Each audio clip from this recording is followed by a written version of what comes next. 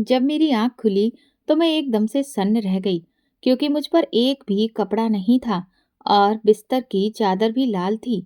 मेरी सांसें थम गईं, क्योंकि बिस्तर पर फैला खून किसी चोट का नहीं था, बल्कि मेरी सबसे कीमती चीज मुझसे छिन गई थी।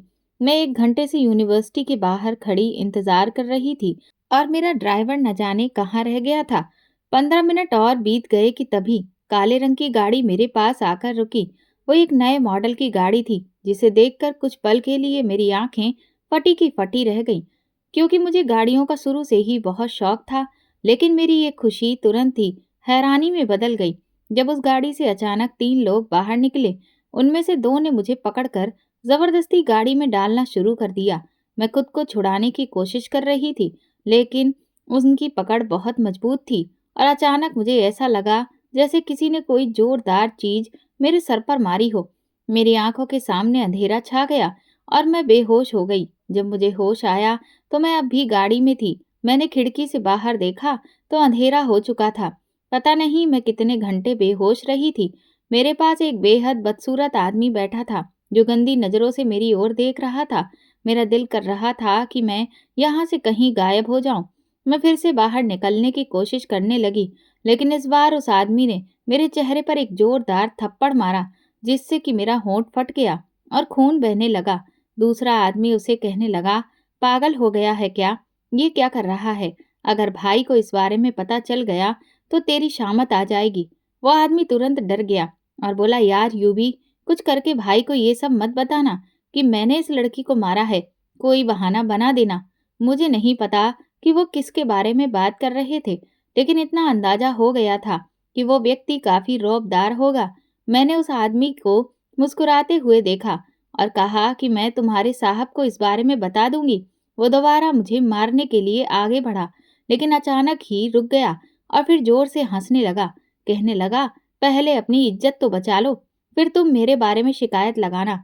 और उसकी बात सुनकर मैं एकदम से बेचैन हो गई। मैंने कहा, तुम किस बारे में बात कर रहे हो और मुझे कहाँ लेकर जा रहे हो? मुझे किसने अगवा किया है? वो हंसते हुए बोला, हसीन दिलरुबा, थोड़ी ही देर में तुम्हें सारी हकीकत पता चल जाएगी।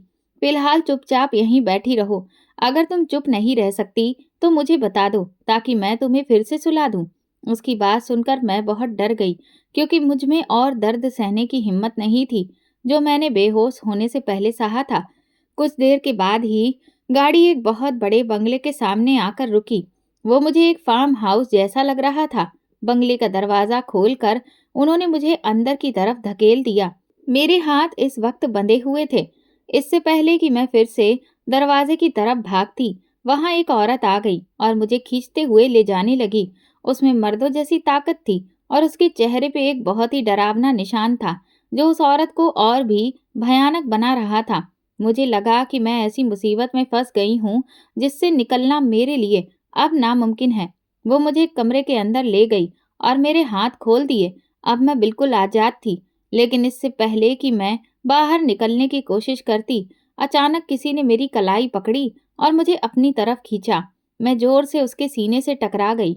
उसके शरीर से किसी कीमती परफ्यूम की खुशबू आ रही थी।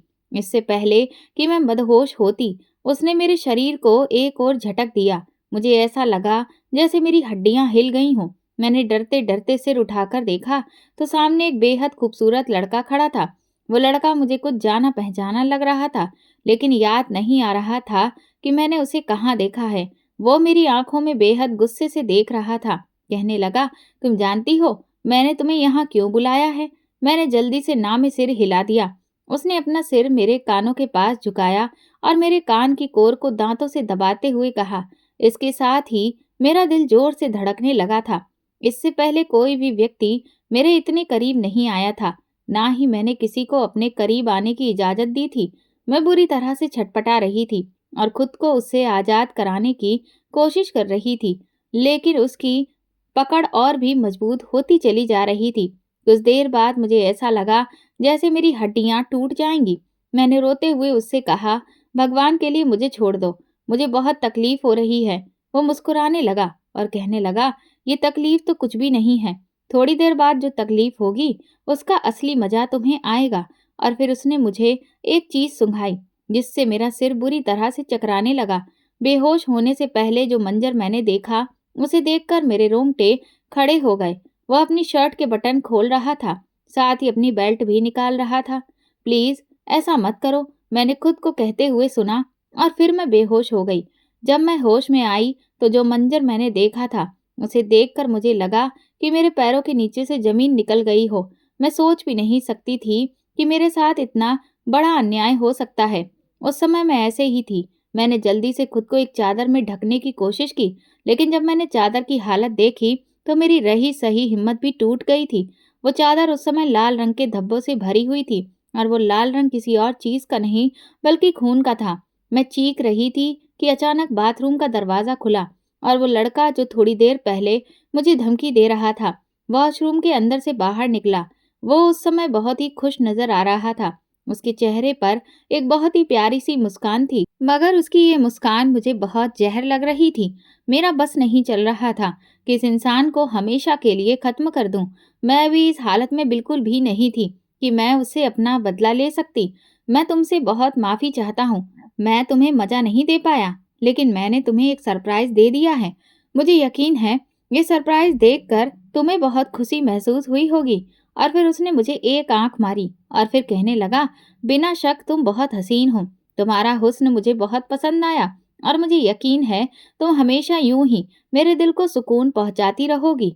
मैंने ऊंची आवाज में चिल्लाते हुए कहा, खबरदार, खबरदार, जो तुमने मेरे करीब आने की कोशिश भी की, मैं तुम्हें नहीं छोड़ूंगी। मैं तुम्हें जान से मार दूंगी। तुम्हारी हिम्मत भी कैसे हुई मेरे साथ ये सब करने की। ये कहकर मैं फिर से बैठकर रोने लगी। मुझे अब भी यकीन नहीं आ रहा था कि मैं अपनी इज्जत खो चुकी हूँ। वो कहने लगा, अच्छा तो चलो अपने आप को समेट लो, कहीं ऐसा ना हो कि मेरा इरादा फिर से बदल जाए। यार, बड़ी जालिम चीज हो। एक रात में मन ही नहीं भरा तुमसे। जी चाहता है फिर से तुम्हें अपनी बाहों में समेट कर जी भर कर। लेकिन फिलहाल अभी मुझे बहुत काम है, और वैसे मैं तो नहा चुका हूँ, मगर तुम्हें देखकर मेरा दिल कर रहा है कि एक बार फिर से नहा लूं। अगर तुम कहो तो मैं ये कहकर वो मेरी तरफ बढ़ा ही था कि मैं तेजी से पीछे हट गई और बिस्तर से टेक लगाकर बैठ गई। मैंने चादर को अपने चारों तरफ लपेट रखा था, लेकिन वो चादर मुझे पूरी तरह से ढक नहीं रही थी। मेरे पैर अब भी दिख रहे थे। मैंने उससे रोते हुए पूछा, तुमने मेरे साथ ये सब क्यों किया?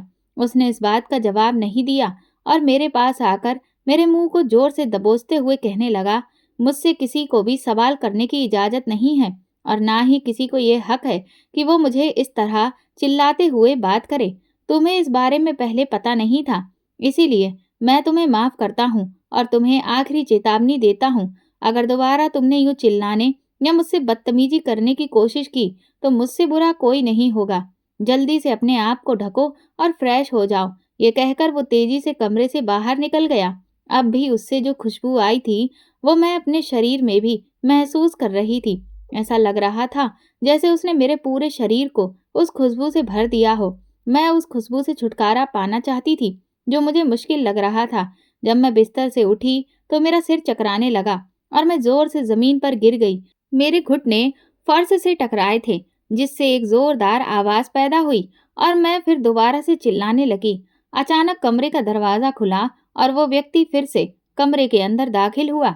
इससे पहले कि वो मेरे पास आता, मैं गुस्से से दहाड़ती हुई बोली कि मेरे करीब मत आना। अगर तुम्हें मुझे हाथ भी लगाने की कोशिश की तो मैं खुद को खत्म कर लूंगी। मैंने साइड टेबल पर रखे परफ्यूम की बोतल को एक झटके से दीवार पे मारकर तोड़ दिया था और उसका कांच अपनी कलाई पर रख लिया था।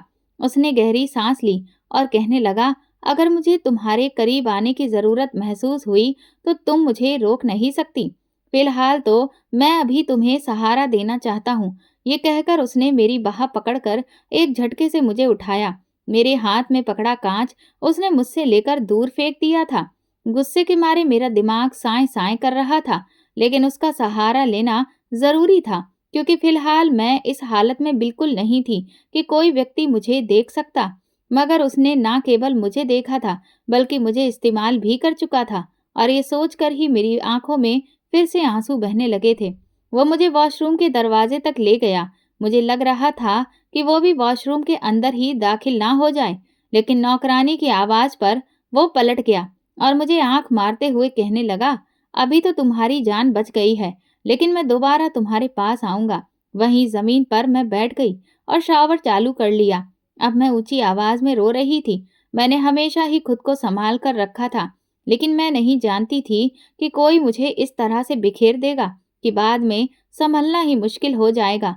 मैं खुद को उससे ज़ोर-ज़ोर से रगड़ते हुए साफ़ कर रही थी। उस इंसान के स्पर्श को अपने आप से मिटा देना चाहती थी। मेरे दिमाग में सिर्फ़ एक ही सवाल था कि आखिर उसने मेरे साथ ऐसा क्यों किया? मैंने उसका क्या बिगाड़ा था, जो उसने मेरे साथ इतनी बड़ी ज़्यादती की? मैं तो उसे जानती भी नहीं थी और ना ही कभी उससे पहले मिली थी। मेरी गिनती ऐसे लोगों में होती थी, जो सबके ही दोस्त बनकर रहते थे।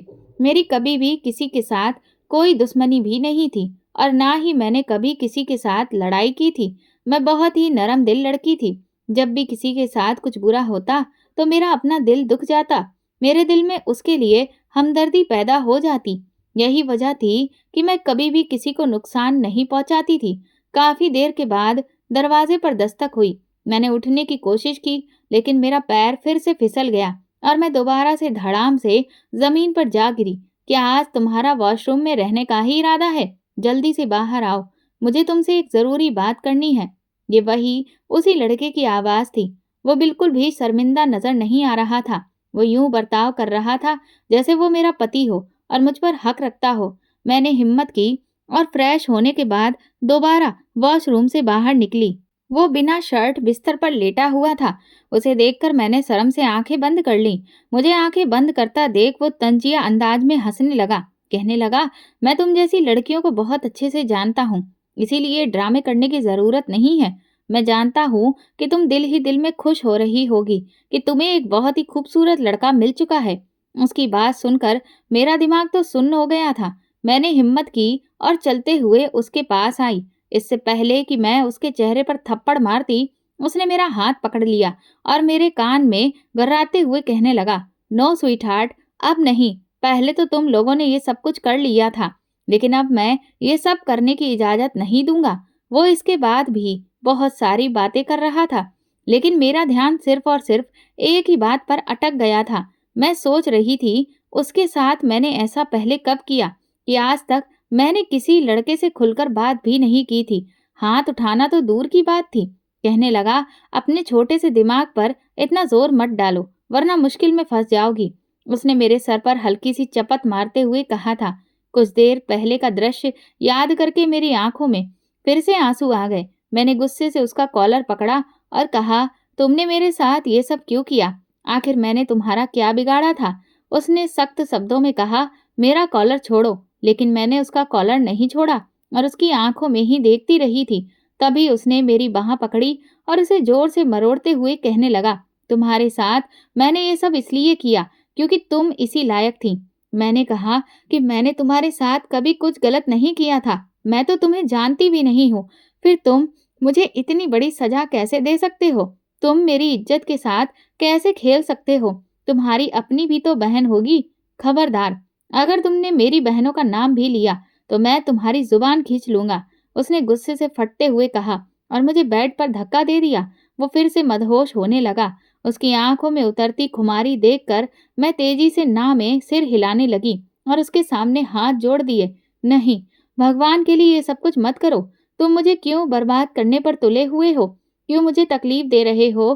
तुम नहीं जानते मैं कैसे अंगारों पर लौट रही हूँ। एक लड़की की इज्जत उससे छिन जाना कितनी बड़ी बात होती है, तुम नहीं समझ सकते। मेरी बात सुनकर वो हंसने लगा और बोला, तुम्हें तकलीफ देने के लिए ही तो लाया हूँ। और तुम्हें क्या लगता है कि मैं तुमसे प्यार करूंगा या तुमसे शादी करना चाहता हूँ? अरे तुम्हारे जैसी लड़कियों पर तो मैं थूकना भी पसंद नहीं करता। वो फिर से मेरी तरफ बढ़ने लगा। वो मेरे करीब आ चुका था और मैं पीछे हटती जा रही थी। उसने मेरा हाथ पकड़ा और मुझे अपने पास खींच लिया। मैंने उसके सीने पे हाथ रख दिए, उसे अपने से दूर धकेलने लगी। वो चुपचाप से दृश्य देख रहा था। उसकी आंखें मेरे चेहरे पर जमी हुई थीं। मुझे अपना चेहरा जलता हुआ महसूस हो रहा था। कुछ देर बाद मुझे देखते रहने के बाद बोला, अच्छा, देखता हूँ तुम्हारे अंदर कितना दम है। आखिर कब तक तुम मुझे खुद से दूर रख सकती हो? चलो, मैं अपना मामूली सा भी जोर नहीं लगाता। मुझे सिर्फ अपने ऊपर से हटाकर दिखाओ। मैंने उसे जोर से पीछे धकेला, लेकिन ऐसा लग रहा था जैसे मेरे ऊपर कोई इंसान नहीं बल्कि कोई बुलडोजर हो। बस यही ताकत थी तुम्हारी। ये कहकर वो खुद ही मेरे ऊपर से हट गया और फिर कमरे से ही निकलता चला गया। मैंने भगवान का धन्यवाद किया कि उसने मुझे हाथ नहीं लगाया था। मेरी बेहोशी की हालत में उसने जो भी कुछ मेरे साथ किया था, उसे सोचकर ही मेरा पूरा शरीर कांप रहा था। अगर मेरे होशो हवास में वो कुछ करता तो शायद मैं जिंदा नहीं बच पाती। अगले दिन जब मैं उठी तो देखा कि वो अब भी सो रहा था। मैंने उसे अब तक उसका नाम भी नहीं पूछा था, ना ही मैं उसके बारे में कुछ जानती थी। फिर भी उसने मेरे वजूद में अपना हक जमा लिया था। कुछ पल मैं उसे देखती रही, फिर अचानक ही मेरे दिमाग में एक विचार आया। वो बहुत ही सावधानी से मैं बिस्तर से उठी और बाहर की ओर बढ़ने लगी। मेरा रुख बाहर की ओर था। मैं किसी भी तरह यहाँ से भाग जाना चाहती थी।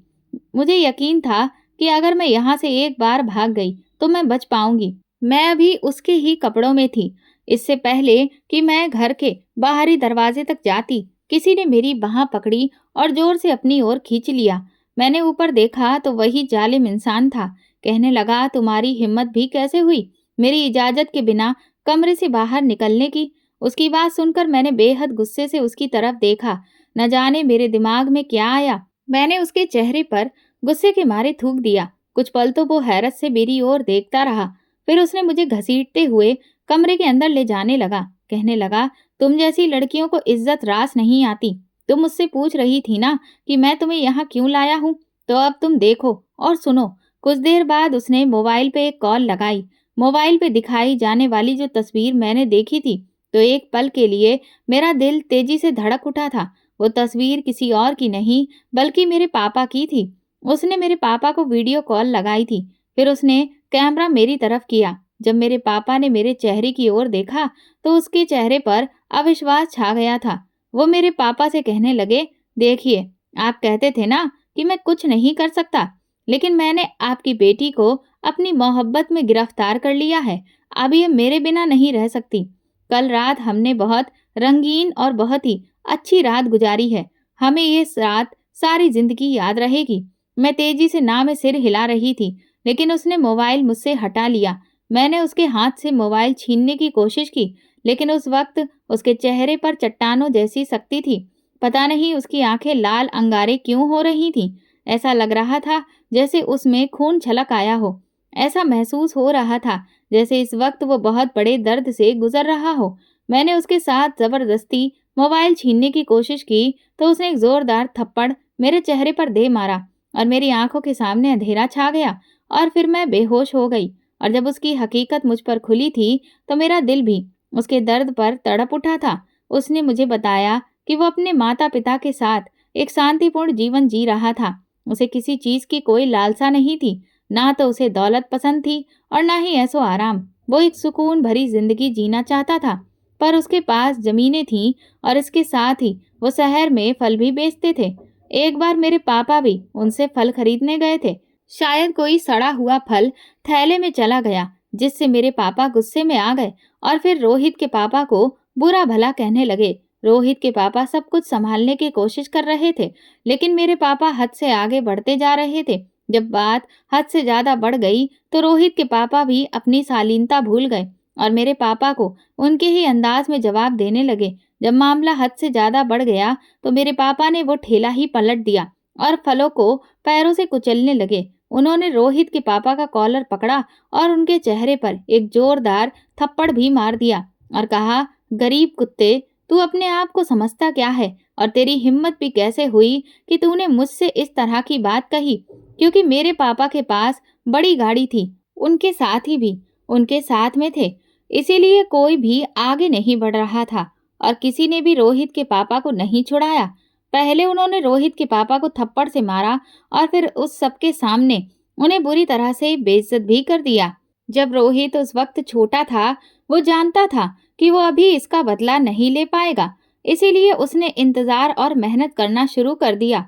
रोहित के पापा एक नरम दिल इंसान थे और इज्जत की जिंदगी जी रहे थे। जब उसकी सबसे सामने इतनी ज्यादा बेइज्जती हुई तो वो बहुत दिल पर ले गया और उनका दिल टूट गया और सबसे अलग थलग रहने लगे थे। थोड़े ही समय के बाद उनकी मौत हो गई थी। किसी को भी नहीं पता था उनकी मौत किस वजह से हुई थी, लेकिन रोहित अच्छी तरह से जानता था कि उसके पापा अपनी बेइज्जती बर्दाश्त नहीं कर पाए थे और तभी से उसने ये तय कर लिया था कि वो मेरे पापा से बदला लेगा। पहले उसने दिल लगाकर पढ़ाई की, उसके बाद उसे एक ऐसे व्यक्ति की संगति मिली जो ना केवल बहुत अमीर था, बल्कि शहर का बहुत बड़ा गुंडा भी था। रोहित क्योंकि एक चालाक दिमाग का मालिक था, इसलिए उसने रोहित को अपने साथ मिला लिया और फिर थोड़े ही समय के बाद रोहित ने उसकी जगह ले ली। अब ये बंगला, ये गाड़ी, ये सब कुछ उसकी वजह से वो लंबे समय से मेरे पापा से बदला लेने के बारे में सोच रहे थे, लेकिन उसे समझ में नहीं आता था कि वो कौन सा तरीका अपनाए जिससे मेरे पापा बुरी तरह से टूट जाएं। और फिर थोड़े ही समय के बाद उसे पता चला कि मेरे पापा मुझसे बहुत प्यार करते हैं। उसने मेरा शिकार करने का फैसला किया। पहले उसने मुझे मोबाइल पर ट्रैक करने की कोशिश की। मुझे अच्छी तरह याद है कि 1 महीने पहले तक मेरे मोबाइल पे अननोन नंबर से अनजान मैसेजेस आते थे, लेकिन मैं अपने काम से काम रखने वाली लड़की थी, इसीलिए ऐसी बातों पर ध्यान नहीं देती थी।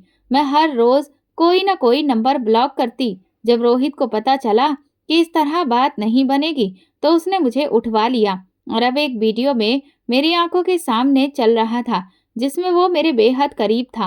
वो मेरे चेहरे की तरफ देखकर मुस्कुरा रहा था और फिर अचानक ही वो बेहद मेरे करीब आ गया। मेरे होठों पे उंगली फेरते कहने लगा, वैसे रिया, तुम बहुत ही खूबसूरत हो। एक बार को तो मेरा दिल तुम पे ही मचल उठा कि सब कुछ भूल भाल कर तुम्हें अपनी बाहों में समेट कर अपने दिल की प्यास बुझा ही लेता हूँ। तुम्हारे बाप से भी बदला पूरा हो जाएगा और मुझे भी तुम जैसी खूबसूरत लड़की की संगत मिल जाएगी। लेकिन क्या करूं, मेरा ज़मीर ये सब कुछ गवारा नहीं करता। मैं एक लड़की की बिना मर्जी से उसके साथ रिश्ता बनाऊं। मैं आंखें फाड़े रोहित को देख रही थी। इसका मतलब कि उसने मेरे साथ कुछ भी नहीं किया। मैं आगे आकर उसके मुंह से कुछ ऐसा ही सुनने के इंतजार में थी।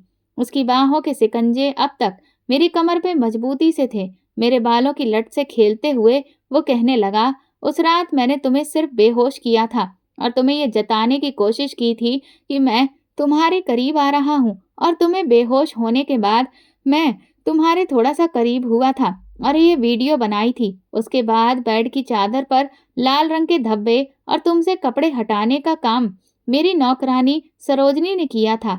खुश हो जाओ कि मैंने तुम्हारे साथ कुछ भी नहीं किया। ये कहकर उसने एक झटके से मुझे बेड पर धक्का दिया और मैं आंखें फाड़े उसे देख रही थी। यानी वो मुझे बदनाम करना चाहता था। मेरे बाप ये जाहिर करना चाहता था कि वो मुझे बदनाम कर चुका है, जिससे कि मेरे बाप को लगे कि मैं अपनी इज्जत गंवा चुकी हूँ। और जाहिर सी बात है, ये सदमा किसी भी बाप के लिए बहुत बड़ा हो सकता था कि उसकी बेटी अपनी इज्जत गंवा दे। मैं आंखें फाड़े उसे देख रही थी। वो फिर से मेरे करीब बेड पर आकर बैठ चुका था। फिर कहने लगा, रिया, जानती हो, मैं उस वक्त सोच रहा था जब तुम्हारे पापा ये वीडियो देखेंगे, यकीन नहीं आ रहा मुझे ये वीडियो देखकर उन्हें इतनी खुशी होगी कि वे भगवान के पास जरूर पहुंच जाएंगे, क्योंकि मैं गारंटी से कह सकता हूँ कि उन्हें हार्ट अटैक तो पक्का होगा। रोहित की बात सुनकर मैंने उसके हाथ पकड़े, उससे मिन्नतें करते हुए कहा, भगवान के लिए ऐसा मत करो। मेरे पापा ये तकलीफ बर्दाश्त नहीं कर पाएंगे। वो मुझसे बहुत प्यार करते हैं, लेकिन वो मेरी कोई भी बात सुनने के लिए तैयार नहीं था। उसने बड़े ही खूबसूरत अंदाज में मेरी लट मेरे कान के पीछे कर दी और कहा कि तुम्हें ये वीडियो मिल जाएगी और फिर तुम दोनों बाप बेटी का काम हमेशा के लिए खत्म हो जाएगा।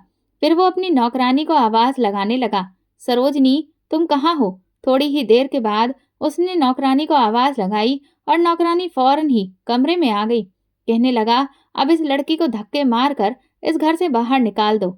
अब इस लड़की की इस घर में कोई भी जगह नहीं है। मैं अपना काम कर चुका हूँ। अब ये लड़की मेरे किसी काम की नहीं। उसकी बात सुनकर मैं हैरानी से उसके चेहरे की तरफ देखने लगी। मुझे बिल्कुल भी उम्मीद नहीं थी कि वो मेरे साथ ये सब कुछ करेगा। मैं तो ना जाने क्या क्या सोच रही थी। इस बात में कोई संदेह नहीं था कि मैं इस बात की कायल हो गई थी कि वो बहुत ही मजबूत कैरेक्टर का इंसान था। वो चाहता तो मेरे साथ कुछ भी कर सकता था, लेकिन उसने मुझे उंगली भी नहीं लगाई थी। बस मुझे डराने धमकाने के लिए और मेरे बाप से बदला लेने के लिए ये सब कुछ कर रहा था। पता नहीं क्यों मेरा दिल उस इंसान के लिए लय पर धड़कने लगा था। उसकी खूबसूरत पर्सनैलिटी की मैं दीवानी हो गई थी। पता नहीं क्यों मेरे दिल में ये गलतफहमी पैदा हो गई थी कि शायद वो मुझसे शादी करने की बात करेगा। लेकिन उसने तो मुझे घर से ही निकलने के लिए कह दिया था। सरोजनी तो मुझे घसीटते हुए घर से बाहर ले आई थी। पहले मैं इस घर में दाखिल होने के लिए तैयार नहीं थी, लेकिन अब मैं इस घर से जाना नहीं चाहती थी। मुझे पता था अगर मैं एक बार इस घर से बाहर निकल गई तो कुछ भी नहीं बचेगा, ना ही मेरे पास इज्जत रहेगी और ना ही खुशियां। अब मैं उस घर के सामने बिल्कुल अकेली खड़ी थी। अचानक एक आदमी मेरे पास आया और मुझे वहां से पकड़ते हुए कहने लगा, साहब ने तो अपना काम पूरा कर लिया, अब क्या इरादा है, मेरे साथ चलोगी या फिर यहीं पर शुरू हो जाऊं? ये वही आदमी था जिसने मुझे गाड़ी में बिठाया था। उसकी बात सुनकर मेरी आंखों में आंसू आ गए। इससे पहले मैं आगे कुछ कहती, उसने एक झटके से ही मेरा हाथ छोड़ दिया और मुझसे माफी मांगते हुए कहने लगा, मुझे माफ कर दो, मुझसे गलती हो गई है। ये कहकर वो तेजी से वहां से भाग गया। मुझे ऐसा लगा जैसे वो मानसिक रूप से किसी बीमारी का शिकार हो। थोड़ी देर पहले तो वो मुझे परेशान कर रहा था, लेकिन अब मुझसे डर कर वहां से चला गया। और फिर मुझे ऐसा महसूस हुआ जैसे खिड़की पर कोई था और शायद वो आदमी खिड़की की तरफ देखकर ही इतना ज्यादा डर गया था। लेकिन मैंने मुड़कर देखा तो खिड़की पर अब कोई भी नहीं था। मुझे एहसास हो गया था कि वहां पे ज्यादा देर खड़े रहना मेरे लिए अब सही नहीं है। इसीलिए मैं जल्दी से वहां से निकलकर अपने घर आ गई। जब मैं अपने घर के अंदर दाखिल हुई तो देखा कि पापा पहले से ही वहां पर मौजूद थे। वो बेताबी से इधर उधर चक्कर काट रहे थे। पापा को देखकर मैं फूट फूट कर रोने लगी। वो तेजी से मेरे पास आए और मेरे चेहरे पर एक जोरदार थप्पड़ मार दिया। मैं इस बात के लिए बिल्कुल भी तैयार नहीं थी। मैंने अविश्वास से पापा को देखा। उनकी आंखों में सिर्फ और सिर्फ अविश्वास था। तो इसका मतलब उसने ये वीडियो भेज दी थी। मैंने मन ही मन सोचा, लेकिन उसने वीडियो नहीं भेजी थी। लेकिन जिस अंदाज में वो मेरी इस कदर करीब था, ये सब देखकर पापा गलतफहमी का शिकार हो गए थे। मैंने पापा से कहा कि पापा, जैसा आप सोच रहे हैं वैसा कुछ भी नहीं है। पापा ने हाथ उठाकर मुझे चुप रहने का इशारा किया। कहने लगे, तुमने मेरी इज्जत के साथ जितना खेलना था खेल लिया। मैंने तुम पे भरोसा किया, तुम्हें इज्जत दी, नाम दिया और तुमने मुझे ही बदनाम कर दिया। मैंने तेजी से ना में सिर हिलाते हुए कहा, पापा मैंने कुछ भी नहीं किया। मेरी इज्जत अभी भी वैसी की वैसी ही है। मेरी इज्जत पे जरा भी आंच नहीं आई है। मैं आपको सच बता रही हूँ। लेकिन मेरे पापा मेरी कोई भी बात सुनना नहीं चाहते थे। कहने लगे, मैं तुम्हारी कोई भी बात सुनना नहीं चाहता। अभी और इसी वक्त यहाँ से दफा हो जाओ। पापा ने मुझे धक्के देकर घर से बाहर निकाल दिया। मुझे समझ नहीं आ रहा था कि मैं कहाँ जाऊं। मैंने अपने एक दोस्त से बात की, लेकिन उसने भी मना कर दिया। यकीनन उसे भी मेरे बारे में खबर लग चुकी थी। मैं तो भूल ही गई थी कि मेरे घर में एक सौतेली बहन भी है, जो मेरी बहुत बड़ी दुश्मन है। मुझे यकीन था कि उसने ये खबर मेरे पूरे सर्कल में फैला दी होगी। अब अगर वो वीडियो सामने आती भी है तो मुझे ज्यादा फर्क नहीं पड़ता था, क्योंकि सभी लोग पहले से ही मुझे बुरा भला कह रहे थे और हर कोई मुझे गंदी लड़की कहकर पुकार रहा था। मैं इसी तरह सड़क पर चक्कर लगा रही थी कि अचानक सौम्या मेरे पास आकर रुकी। सौम्या मेरे स्कूल की दोस्त थी। उसे देखकर मैं हैरान हुई। मैंने उससे पूछा, तुम यहाँ क्या कर रही हो? मेरी बात सुनकर वो कहने लगी, मेरी छोड़ो, तुम अपनी सुनाओ। मैंने उसे रोते हुए सारी कहानी सुना दी। उसने मुझसे कहा, तुम्हें चिंता करने की कोई जरूरत नहीं है, तुम मेरे साथ मेरे घर चलो। मैं उसके साथ उसके घर रहने के लिए चली गई। वो अपने एक फ्लैट में रहती थी। मुझे लगा 2 दिन बाद वो मुझे निकाल देगी, मगर मुझे उसके घर में रहते हुए लगभग 1 हफ्ता हो गया था। उसने एक बार भी मुझे वहां से जाने के लिए नहीं कहा था, बल्कि वो मेरा बहुत ख्याल रखती थी। मुझे एक बड़ी रकम भी दी और कहा, ये पैसे तुम्हारे काम आएंगे। मैं हैरान थी कि वो मुझ पर इतनी मेहरबान क्यों हो रही है, क्योंकि मैं अच्छी तरह जानती थी कि वो बहुत कंजूस है। वो कभी अपने परिवार पर भी पैसे खर्च नहीं करती। किसी और पे खर्च करना तो बहुत दूर की बात थी। मैं पूरा दिन अपने बिस्तर पर लेटी रहती थी और उन्हीं बातों को, उन्हीं लम्हों को सोचती रहती जिन्होंने मेरी जिंदगी को पूरी तरह से तबाह कर दिया था। उस इंसान ने मुझे सबकी नजरों में बदनाम करके छोड़ दिया, लेकिन उसकी कशिश अब भी खत्म नहीं हुई थी। न जाने उसमें ऐसी कौन सी बात थी जो मुझे बार बार उसकी तरफ खींचती थी। नया साल शुरू होने वाला था। मैं अपने फ्लैट की बालकनी में खड़ी थी। सौम्या इस समय काम पे गई हुई थी। मैं रोहित के बारे में ही सोच रही थी। उसने मुझे धमकी दी थी कि वो वीडियो अपलोड कर देगा, मगर उसने वीडियो अपलोड नहीं की थी। शायद उसे मुझ पर रहम आ गया था। और फिर अचानक ही मेरे फोन पे एक कॉल आई। मैंने देखा तो वो अजनबी नंबर था। मैंने जल्दी से कॉल उठाई तो दूसरी तरफ से आवाज़ सुनकर मैं कुछ पल के लिए जम गई थी। वो आवाज़ किसी और की नहीं बल्कि रोहित की थी। वो हुक्म देने वाले अंदाज में बोला कि रिया, अभी और इसी वक्त नीचे आओ, उसने कहा और मैं दौड़ती हुई नीचे चली गई। मैंने देखा वो अपनी गाड़ी से टेक लगाए खड़ा था। वही खूबसूरत पर्सनैलिटी जो मुझे अपने जादू के घेरे में ले चुकी थी। उसे अपने सामने देखकर मेरा दिल जोरों से धड़कने लगा था। मुझे कुछ समझ नहीं आता था कि मैं अपने दुश्मन से मोहब्बत कैसे कर सकती थी। वो मेरा दुश्मन ही तो था।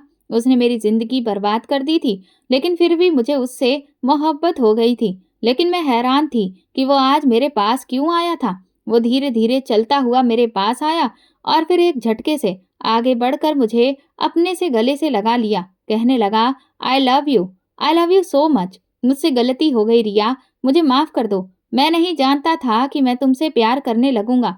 मैं नहीं जानता था कि मैं तुम्हारा दीवाना बन जाऊंगा। मैं तुम्हारे पापा से बदला लेना चाहता था, मगर मुझे एहसास हुआ कि मैंने तुम्हारे पापा से नहीं बल्कि तुम्हारे साथ ज्यादती की है। तुम्हारे पापा तो बहुत ही सुकून भरी जिंदगी जी रहे हैं। मैं उसे दूर धकेलना चाहती थी, लेकिन मैं उसे धकेल नहीं पाई। मैं उसे शिकायत करना चाहती थी, लेकिन मेरे मुंह में एक शब्द भी नहीं निकला। मैंने बस इतना कहा, तुम बहुत बुरे हो, मैं तुम्हें कभी भी माफ नहीं करूंगी। वो कहने लगा, मैं जानता हूँ, मैं बहुत बुरा हूँ और मैं हर तरह की सजा सहने के लिए तैयार हूँ। तुम बस एक बार मेरे साथ चलने के लिए तैयार हो जाओ। वो घुटनों के बल मेरे सामने झुका था। क्या तुम मुझसे शादी करोगी? ये वही था जो कुछ समय पहले तक मुझे धक्के देता था, और अब ये वही है जो मुझे शादी की मांग कर रहा था। मैं इतनी बहादुर नहीं थी कि मैं उससे बदला ले सकूं, और ना ही मैं इतनी मजबूत थी कि उसके बिना रह सकूं। इसी वजह से मैंने उसके प्यार को स्वीकार कर लिया और फिर उसके सीने से लगकर फूट फूट कर रोने लगी। वो मेरे सिर को धीरे धीरे सहला रहा था। कहने लगा, बहुत जल्दी सब कुछ ठीक हो जाएगा। मैं तुम्हारी सारी तकलीफों की भरपाई कर दूंगा। मैंने उसे कहा, क्या तुम अपने पापा का बदला नहीं लोगे? वो हंसने लगा। कहने लगा, बदला तो मैं ले चुका।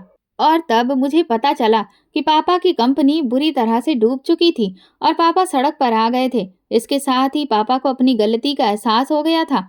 उन्होंने रोहित से माफी मांग ली थी, और मुझे ये भी पता चला कि इस पूरे समय में मेरी मदद करने वाला कोई और नहीं बल्कि रोहित ही था। उसने मुझे अपने घर से बाहर तो निकाल दिया था, लेकिन मेरे बारे में सोचना नहीं छोड़ा था। और आज मैं पूरे हक और मान के साथ रोहित की दुल्हन बनी उसके कमरे में बैठी हुई उसका इंतजार कर रही थी। दिल की धड़कनें बहुत तेज थीं। एक एक पल काटना मेरे लिए सदियों के बराबर था। पहले जो मैं रोहित से दूर भागती थी, अब बेसब्री से उसका इंतजार कर रही थी। और जब वो कमरे में आया तो दिल की धड़कनों ने फिर से शोर मचाया था। वो मेरे करीब होकर बैठ गया। मुंह दिखाई की अंगूठी पहनाते हुए उसने मेरे हाथों को चूम लिया। कहने लगा, रिया, एक बार फिर से माफी मांगता हूँ। मैंने तुम्हारा बहुत दिल दुखाया है, लेकिन यकीन करो, तुमसे मोहब्बत तो मुझे उसी पल हो गई थी जब मैंने तुम्हें पहली बार देखा था। और फिर तुम्हारी इज्जत मेरी इज्जत है रिया, मैं तुम्हारी इज्जत कैसे तार तार कर सकता था? सरोजनी, वो तो इस बात की गवाह है कि मैंने उस रात तुम्हारे साथ कुछ भी नहीं किया। वो फिर से मुझे यकीन दिलाने की कोशिश कर रहा था, और मैं तो उस पर न जाने कब से विश्वास कर चुकी थी, क्योंकि इतना मैं तो समझ चुकी थी कि जब रोहित मेरे होशो हवास में मेरे करीब नहीं आया था, तो फिर वो मेरी बेहोशी में मेरा इस्तेमाल कैसे कर सकता था। मैंने सुकून से उसकी बाहों में समा गई थी, और रोहित ने भी अपनी बाहों में मुझे जकड़ लिया था। ये रात हमारी जिंदगी की सबसे खूबसूरत और हसीन रात थी। दोस्तों, अगर आपको हमारी कहानी पसंद आई है तो कमेंट करके ज़रूर बताइएगा, और वीडियो को लाइक करके ज़्यादा से ज़्यादा शेयर करें। चैनल पर नए हैं तो सब्सक्राइब करें, और हाँ, नोटिफिकेशन बेल को ज़रूर दबाएं ताकि अगली अपडेट सबसे पहले आपको मिले। धन्यवाद।